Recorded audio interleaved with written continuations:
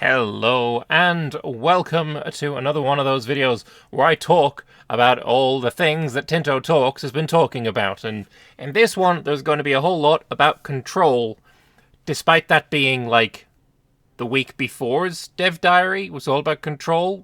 And now we're getting in it again because I guess people are still confused or disagree. There's been a lot of people that aren't particularly happy with the way the control works. And Johan has spent quite a bit of time trying to explain it to people. So a lot of the responses that we're going to go over today are going to be about that topic. But not the first one, because the first one is this. Wonder what trade will look like in EU4. Hope it's not based on static trade directions. And it's a short comment, but it is a beautiful one, because we dislike static trade nodes in this house, which is, one of the big things that EU4 has been criticized for, is having static trade nodes and end nodes and all of that garbage. Not a fan of it. Not a fan of it. Not many people are. And it is fantastic that we have learned here that that will not be the case. Beautiful. We don't know exactly how trade is going to work, whether it is only this market system that we've had hints and gleans at, food being sold to the market, having to grab raw resources from the market, etc. That is a part of it or the whole of it. We don't know yet. However, we do know that we are going to be talking about trade in 2 weeks' time, which for me, and for you as well, because this video is coming out on Tuesday, is basically not tomorrow's Dev Diary, but the week after's Dev Diary. So Tinto Talks number, I guess that's 10, is going to be all about trade, which I am super, super looking forward to. Trade is obviously a huge part of this franchise, and learning about how that's going to play out is going to be just love it. Right, moving on. Are banking countries one of the forms of landless countries you previously mentioned? Yes. He also mentioned, though I can't find the comment for some reason, maybe it was in a... I don't know. I can't find the comment. But it was mentioned that the banking countries, obviously the people that you are going to be taking loans from, as well as from the estates. And the penalties for not paying back these landless banking countries, I can't even remember. There was a Bonnie, something like that. I really can't remember and can't find them either, which is quite annoying. But the penalties for not paying them back will be that they will no longer give you any money. There was also a comment about whether you could loan money from other countries, and the answer is yes. And if you then conquer those countries, well, those debts disappear because, you own the people now that you're owing debt to. So, yeah, banking countries are a landless country previously mentioned. It is interesting that we are getting an entirely new level of country. Like, we have tags in EU4, but there's no interactions with non-tag countries. It's an entirely new concept, and I'm very excited to see him dig more into it. And I guess I hope you guys are too. But moving on to goods. If a good is required for the construction of a building, which we saw with the mines requiring lumber, if it's not present in the market the location belongs to, it won't progress until those goods appear. How is purchase priority handled within markets for locations, both your own and belonging to others competing for the same goods? So yes, you do need goods for your building, and if you lose access to those goods, the building will stall. That's really cool. As for priority, it's based on market access of the location of the construction. So every location obviously has a market access value. I believe it has something to do with roads and proximity as well as maybe the maritime presence would have an effect there. And yeah, if there's not enough lumber to go around, and say your road requires lumber, it's going to be quite difficult to build that road or build a building or whatever it is. To go to the Sweden example, which is where we learned of the proximity system, Sweden has this phenomenally wealthy copper mine called Falun, or Faroon, one of the two. Stora Kopparberget, the big copper mountain. And that made them fabulously wealthy, but it's obviously up in the mountains, with relatively little proximity, I guess, relatively little ability to communicate with the capital, and I imagine quite a lot of difficulties communicating with the market. It will probably have low market access. If you want to upgrade that mine, you're going to have to maybe make sure that there's either enough lumber on the market so that a priority system is not going to come into play, or you are going to need to increase that market access somehow before you are able to upgrade the mine, which is super interesting. Are there only raw resources? Of course, we only saw stone and lumber thus far. The answer is no, and here is my theory crafting. Because there were a lot of people who were complaining about only one resource per tile, and we'll go into that in a future comment that I have saved out. A lot of people complaining about this, but there was obviously this question, are only raw resources? No makes me think that there are going to be multiple resources per province, or per state, or per location, but there's going to be your raw resource, stone, lumber, copper, food, fish, whatever. And there's also going to be some kind of manufactured good, cloth, glass, these kinds of things, which I think will be... I wouldn't say I'm almost certain, but this is definitely the vibe that I'm getting from this. This is obviously my comment here. I wonder if this is implying there will be further goods that are not extracted. You can't exactly say that cloth is extracted after all, as it's a manufactured good. I dearly hope that we'll have manufactured goods be available in a location too, and it can coexist with the extracted goods. Cloth is not a raw material, and we've talked about next week. So, for when this comment was written, next week, obviously, for you, tomorrow, we will learn about potentially secondary manufactured goods. This is my headcanon, somewhat slightly confirmed, but, we're going to get more information tomorrow, so that is what I am looking forward to the most. Is there a reason you went with one material province for Project Caesar? Basically, why do you only have one good per location? I thought Vic 3's multiple resource provinces were quite good. So Caesar has about 10 to 50 locations where Victoria 3 has a single province. Essentially, you don't need it. All right, in a single state in Victoria 3, yes, you will have, lumber and coal and iron and 3 different types of wheat and blah, blah, blah, blah, blah, blah, blah. But a full state in Victoria 3 is much, much, much, much, much larger than a single location in EU5 or Project Caesar. 10 to 50 is obviously a huge range, but if you think about, say, the state of Texas in Victoria 3, that is the entire state of Texas, whereas in Project Caesar, that is most likely going to be the same level of granularity as the rest of the game, so a lot of locations in that one place. Victoria 3 also does a very large state size in the likes of Siberia and in Africa, and yeah, you're going to have quite a lot of locations there. So, and when every single one of those locations has an individual and unique trade, well, not really unique, but an individual trade good or a raw resource, then that definitely seems to me like a perfectly reasonable compromise. You don't need to have multiple per province, multiple per location, when you have so many individual locations producing their own thing. And here's me again. Basically, I was wondering if building ships required lumber as well, after we saw that the mine does, and the answer is yes. This got me a little bit hyped and a little bit on a theory crafting exercise, let's say.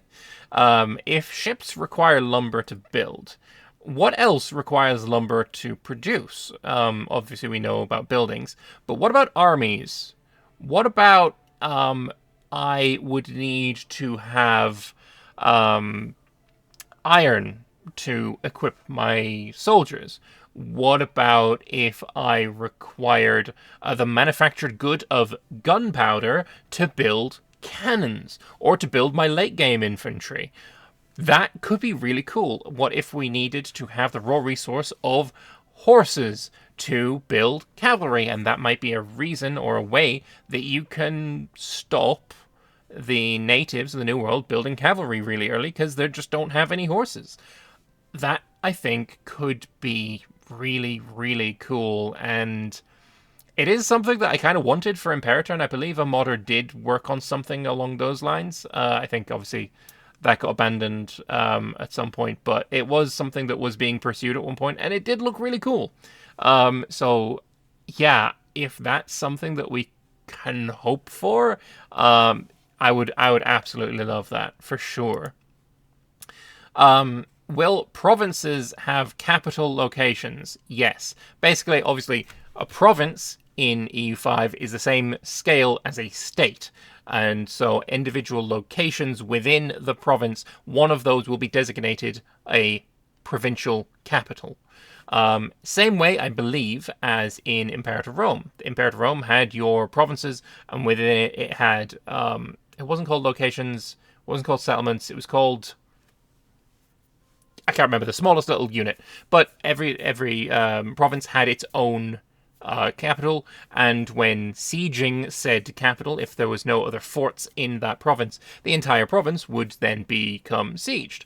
Really, really fantastic system, and there are hints, I guess, with this that will be replicated in EU5, and I'm here for it. I want to see that. It was a really good system.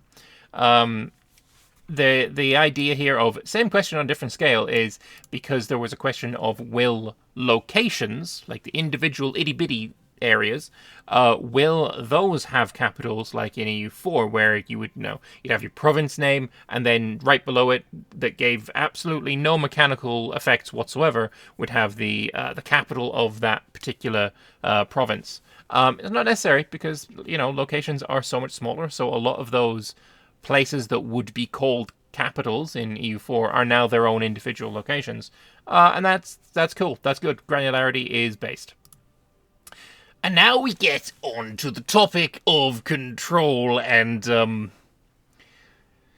it goes on for quite a bit. There are quite a few dissatisfied people, or people who think that it could be done differently and that their ideas are better.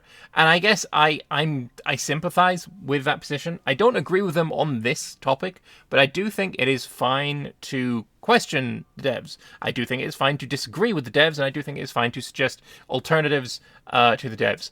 If I didn't, I'd be a bloody hypocrite. Anyone who saw me in the Victoria 3 discussions pre that game releasing or post Dev Diary 22 will know that for sure. And obviously and also very, very specifically, this whole idea of doing Dev Diary videos, as far as I can tell, I'm the first person on YouTube to be doing that for Paradox games. It's become a whole thing. A lot of people are doing it now, but I believe I was the first.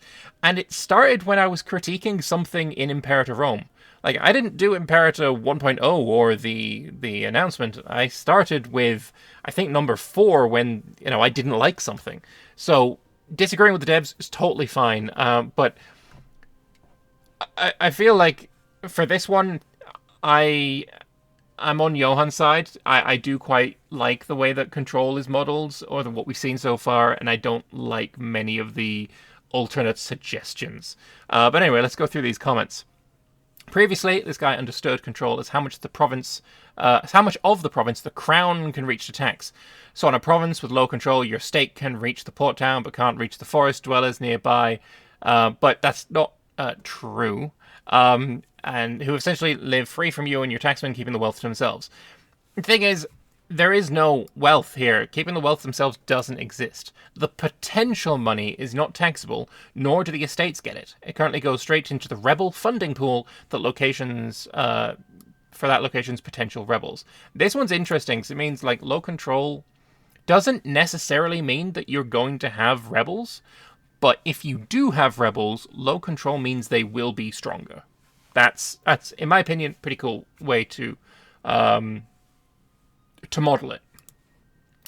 Count Christo, one of the most prolific peasants I know, to clarify, does non-tax profit not exist, or does it go into a local rebel funding pool? The rebel funding system looks at it, but it's not a one-to-one transfer. The money simply does not exist, but rebel logic checks on control and tax base to calculate progress. That's fine. It's not like a pool of money is being tracked and accumulated and built up. It's just a, logic system to see what control and money is and then work accordingly. Even in 1800, the major powers still relied heavily on local estates, be them of their culture or not, especially since, in terms of game design, every human belongs to one pop, which is the association of a culture and an estate, meaning the remote population and estates of your empire can still have a different culture than the one from your capital. It doesn't matter. The design is like this for a reason. If we let the estates have the gold, because there is a big discussion about if the crown has 80% control, the estates should have 20%. Basically, any money that you don't have under your control would go to your estates. And it's certainly an interesting system, and it's certainly something we've seen before as well, because that is exactly how Mayo and taxes work. Any autonomy that is in the province, at 0 autonomy, you get all the money. At 100% autonomy, the estates get all the money. So I feel like a lot of the complaints are coming from people who played a lot of Mayo and taxes, and especially in the case of Count Christo, that does seem to be very much true. I don't know about these other people, of course. But yeah, there's an explanation here. If we let the estates have the gold, we have to disable a part of the simulation and simplify the game, as the entire system breaks apart, as we cannot allow the estates to use the economy system together with the country. Or we could remove the entire proximity and control system, and the drive to create a nation-state as well, and just paint the map and tax them. Johan was getting a little sick of people on this topic. It did feel like the patience was wearing a little thin, and we got a bit of old Johan back, but I don't know. I feel like I am content with this system, and especially when you compare it to what we've had before, which is, EU4. This system that we're being presented with just looks like it's on a whole extra level. I don't feel the need to needlessly complicate things right now. And you know what? Maybe in, a year or two after release, they can come back and say, okay, we're going to have another crack at control and change it up, and this can be a new thing. But right now, I don't see the need to have such a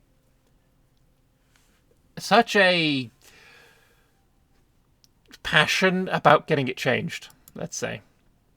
Allowing the estates to collect their tax base ignoring control, but then having the state tax them based on control, doesn't seem at first glance to be more complex or less performant system.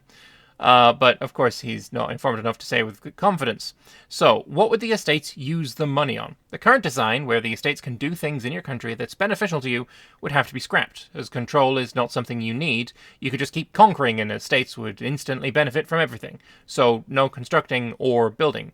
Investing in a bigger loan pool for the country, same as above. Funding rebellion? Yeah, but if they're happy and have all the privileges? Okay, they could invest gold to make more power to themselves. But so would all estates then, and you just be a nice figurehead conquering the world. Yeah, a lot of it is... there was a really good comment about in a system that is being proposed where the control modifier, the control value, is split between, the state on one side and the estates on the other.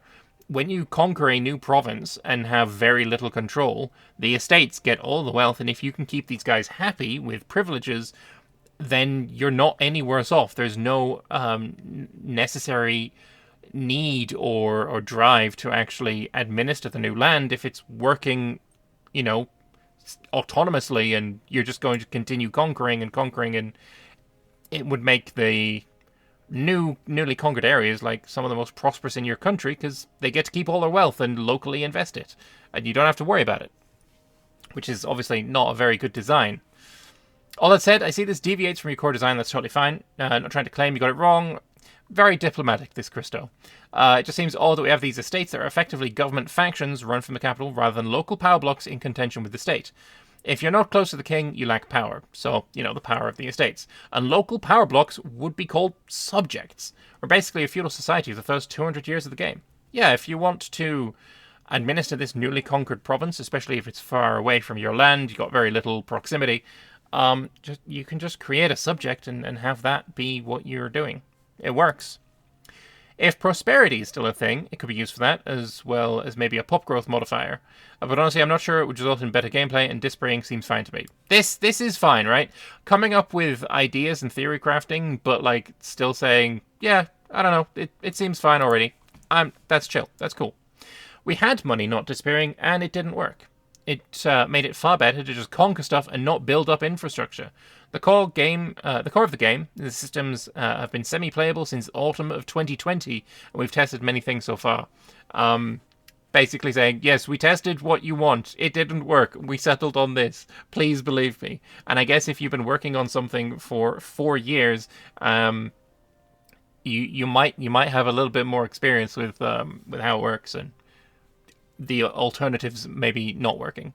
I imagine it's quite frustrating to have people suggest things that you've already dismissed as non-functional, and honestly there's some people that got quite angry about their opinions as well, so I definitely can see a little bit of frustration boiling up. Personally, the dev diary was rather disappointing. This is a Mayon Tax's dev as well, by the way. The control to tax-based system seems really opaque and counterintuitive, not to mention the fact that low control means a reduced local economy. According to this metric, when the Portuguese conquered Goa, all economic output in the region should have halted because the connection to Lisbon was bad. So, the game simulates the benefits a country can get out of land. Pretty sure Portugal instituted local systems for control in Goa to benefit from it, but considering the distance, there was less efficiencies and many pockets lined before the government in Lisbon saw their share. Many of the overseas territories of European powers were basically feudal subjects for all practical purposes, with local administrators and governors. My question here, though, is, what is the economic output that the government and estates is not taking used for in a gameplay aspect? So that is a lot of the idea, right? If we have this system where the uncontrolled portion of a location gets to use that uncontrolled local portion of wealth to do stuff, what is the stuff with which it does stuff? Something like that. And you can't make it be something too impactful, otherwise you would want to keep low control so that they can just build up and maybe you increase control later and yay, I've just got free shit. But it also can't be too weak, otherwise then what's the point? And may as well just run with the normal system that we have now, where it doesn't exist. If it's too weak, then it's just a performance hog for no benefit. So this is why that wealth don't exist. It's not there. If I'm Portugal and I conquer Goa but don't build any control mechanisms, so control equals 0, then my assumption is that while I'm not going to benefit, the economy in Goa will continue to develop. The money will just stay local. You could argue that Goa will do even better without me extracting wealth from it. Locals will have more money with which to consume, develop, grow wealthy, etc. Can I just point out, right, before I look into the comment, in this situation, if the best thing for the Indians, the locals of this, subcontinent, would be for somebody to go and conquer them and then sit at 0 control. Because then, the money would stay local. They would be better without me extracting wealth from it. Because also the money wouldn't go to any local, centralized government either. It's communist utopia or something along those lines. I don't know. If I have 0 control, then Goa just stagnates. What happens to Goa? So the idea is, what is develop here? Locals have the money to which to consume, develop, grow wealthy. There ain't going to be development, but what is develop? Build buildings, I guess, is the idea. In the situation where you have 0 control, which implies you've even moved away the army which you've used, this is a huge thing, which implies that armies being present in a location will increase control, which is kind of neat. It's very cool. Then I suspect, due to the population size of Goa and the richness of it, it would take less than a year or two before you have a rebellion there, probably backed by Bijarpur or whoever is friendly and big nearby. The drawback here is that when you conquered Goa, it probably cost you lots of war score. For someone else, when it's close to 0 control, the conquer cost is close to 0 as well. So unless you can quickly get back there, you'll get a peace enforced on you rather quickly. This is a really interesting comment. And not because of the control thing. Like, none of the things here about control we've really not learned before. But what we do learn is, obviously, armies reduce control, or increase control, sorry. What else we have learned is that backing of rebellions is much, much faster. Less than a year or two before you see a rebellion there is something that is, yeah, you see that in EU4, no problem. But having it be backed by another country within a year or two? No, that's not going to happen in EU4. To have a rebellion backed by a country in EU4, you need to first have Bajarpur build a spy network on Portugal, and then support rebels, and then when that rebel pops, you're a part of that, rebellion. But that's not what's happening here, like, at all. That's super interesting that, maybe we're going to be seeing a system where you can support the rebels of neighbors, and that will be kind of neat. I look forward to seeing how that plays out. And then finally, for someone with close to zero control, the conquer cost, the war score cost, is close to 0% as well. So war score cost is very, very closely linked with control. I imagine it's something like control and population and infrastructure all really pay into what war score costs are, is my guess. And this was going on into an entirely new thread as well. If the estate represents only the means of ownership for performance reasons, so having local pops having wealth would be too much, that's absolutely fine. But I think control needs to be tweaked in how it works. At 50% control, the estate gets 56% of the tax base. Then the estate gets the rest, instead of how it works now, where the estates and state both split that 56% and the rest goes into the ether. It would ruin the entire game loop with proximity and control, as I have tried to explain before. Yeah, he's done his best. The only benefit would be that it looks like there's no money lost. But we'd also be back to EU4 before autonomy and instant coring, where we would just snipe conquer the most valuable provinces, as that's the only benefit that matters, is the possible wealth of the province, not if you've built up infrastructure or administration to handle it.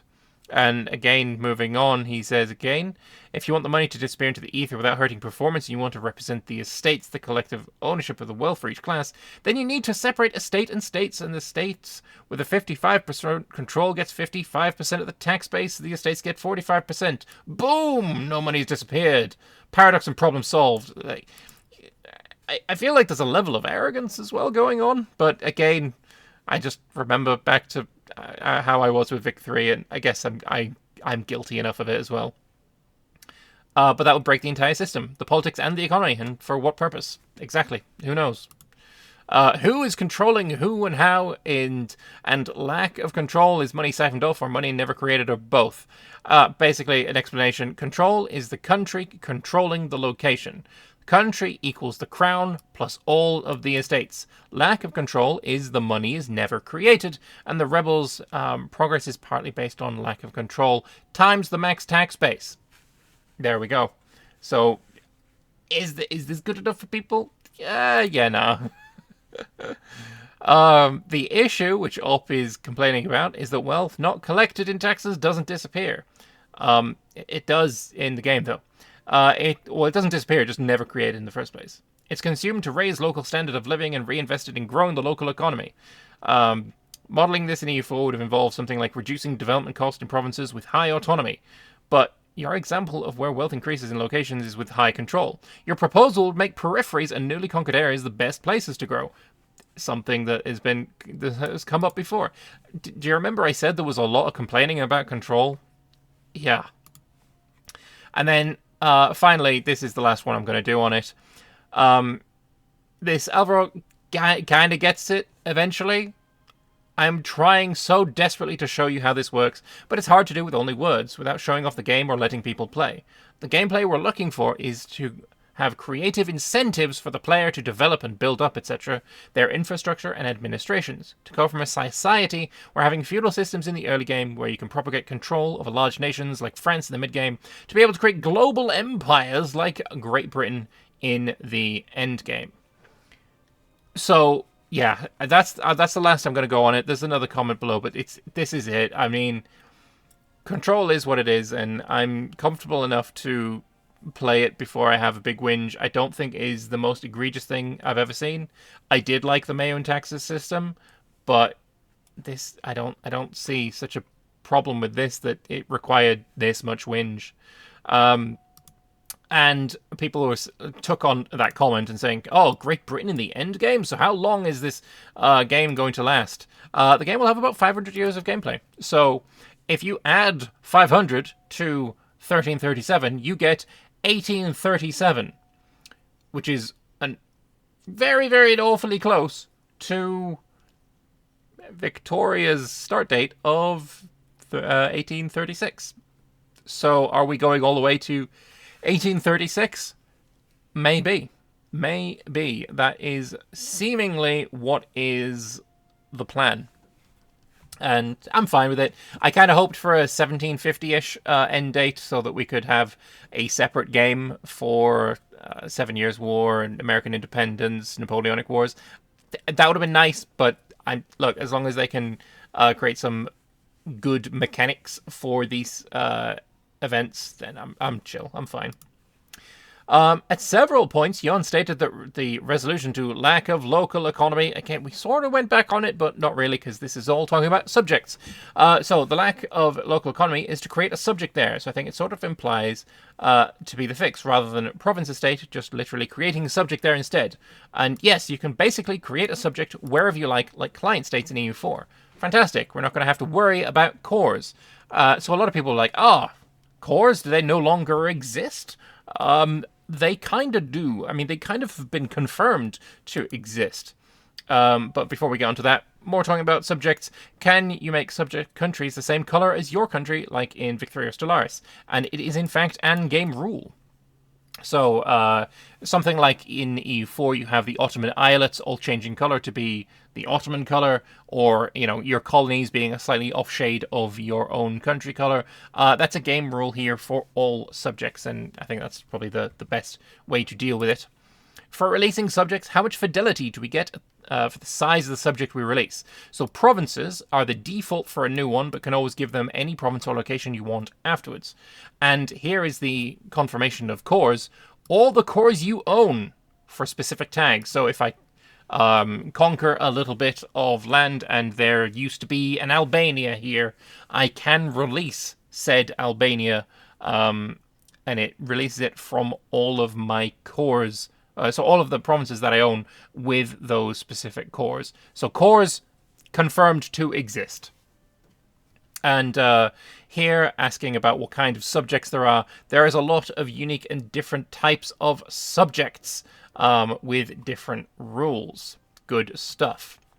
Please do not do the cringe decision that most games do, where you have to hold the mouse down to click a button. This is basically... I'm going to actually open it, because he's talking about on here, we have this button here, which is a little bit worrying. Take a loan, and it looks like it's going to be like a progress bar, and when this fills up, then you take the loan. I also kind of dislike this, and I missed it when I first looked at the dev diary. I also don't want to hold the click down. That seems woefully awful to me. I do not want to see that. So I'm not going to go calling it a cringe decision, but I am perfectly happy with an option. Would you rather want a confirm dialogue? Yes. If so, you just switch to that option. Perfect. I'm no longer worried. Project Caesar has hold to confirm or confirm dialogue as a user option for non-reversible decisions. That's perfect for me, because if I want to take a lot of loans, I don't want to be there for a minute holding my mouse button down while this bar fills up over and over again. I would like to hold down the C key, confirm, and then just spam click it. That works much better for me. So yeah, fantastic. User experience is great. I love that shit. Therefore, I saw that, and then yeah, that's it. That was the final one. Yeah, that's it. We're done talking about what Tinto Talks has talked about.